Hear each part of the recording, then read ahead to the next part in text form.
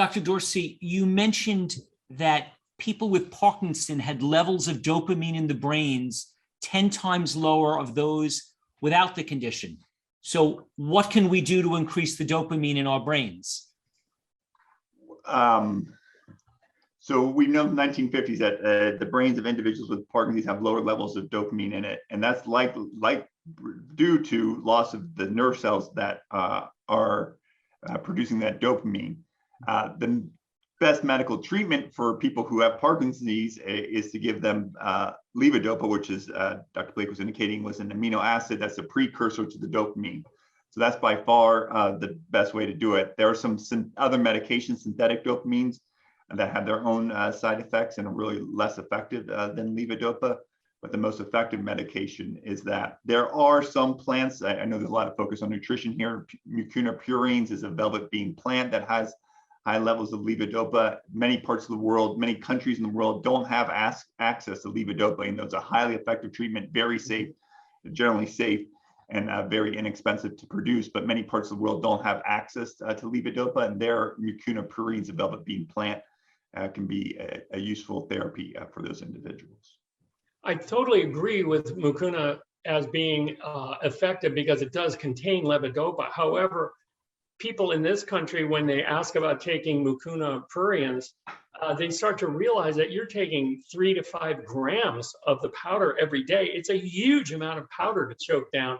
And it does seem to have a little nicer profile on side effects, but it's hard to find someone who will actually chug down that much powder.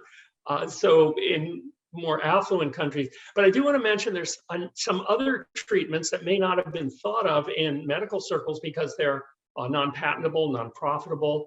One of them is sesame seeds, has sesamin, which helps to preserve tyrosine hydroxylase so we can make more levodopa ourselves. Another is the genistein in soy products. This also helps to preserve our own production of dopamine.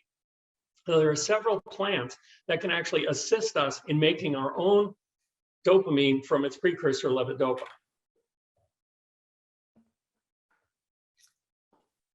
Okay. Back to the question of DHA, EPA. A lot of people are saying that you need to prevent dementia. DHA, EPA. I believe Dr. Furman has recommended taking a supplement of DHA, EPA.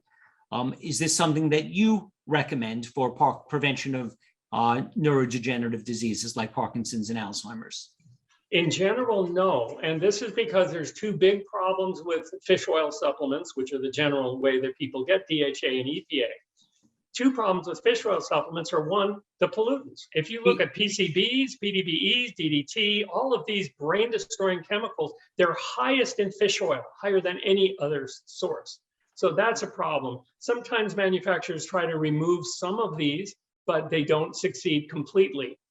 Now, you can get algae-based DHA and EPA, and these are lower in the pollutants, much lower in the pollutants, so they're safer from that way, but there's still another problem.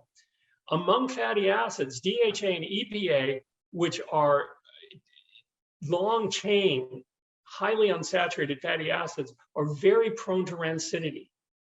And this means that by the time they take the fish or even the algae and cook out the oil and package it and process it and label it and ship it and store it in the shelf, it's rancid. And studies have shown this. One study in South Africa showed 91% rancidity before the stuff was even shipped. Rancidity in these oils can lead to DNA adducts and cancer risk. So we want to be sure not to take rancid oils. Well, what's the solution? The solution is that we can take these omega-3s from plants, the alpha-linolenic acid, and this is then, and I've got chapters in my book on this, Fats and Oils Demystified. The alpha-linolenic acid is processed with the enzyme delta-6 desaturase into stearidonic acid. Now, that's the rate-limiting enzyme for producing EPA and DHA in the body. Remember, most Americans produce most of their DHA and EPA in their body compared to what they take in from fish. So we are all making it all the time anyway. It's not an essential nutrient. And then there's elongase and delta-5 desaturase, and you come up with EPA, a couple more steps, and you get DHA. So this can be made in our body. There are several nutrients that are needed that for this to take place. So we can make our own DHA and EPA. This means that we're not getting the pollutants and we're not getting the rancidity. And I see this as a better way to do it. If people are well nourished and they don't have liver disease, then they probably can make their own EPA and DHA, and this can be tested too. So what specifically should you eat again to get the DHA and EPA on your own?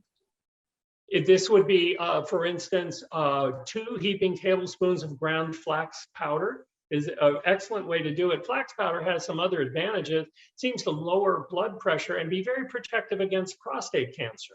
So do get only the organic flax seeds, please, because they have been genetically engineered to be not quite so helpful.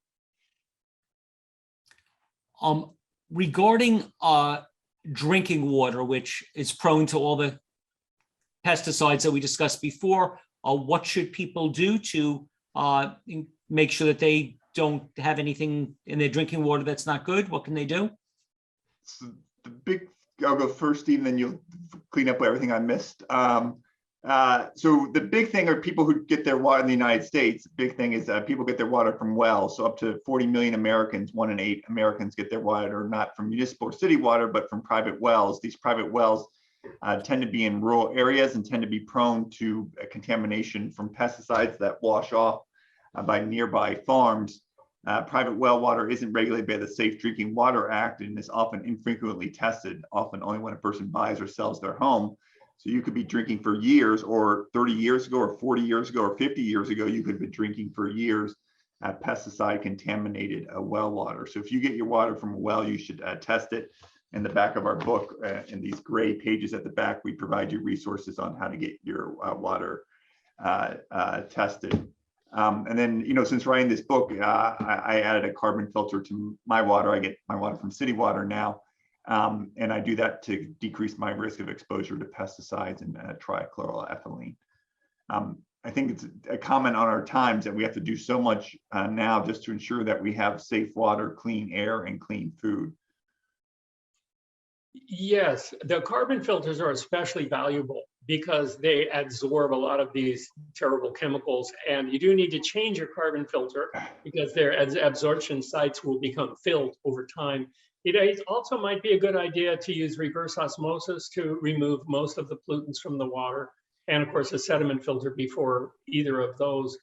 I do want to mention when I talked about omega-3s, another great source is clary sage seed oil.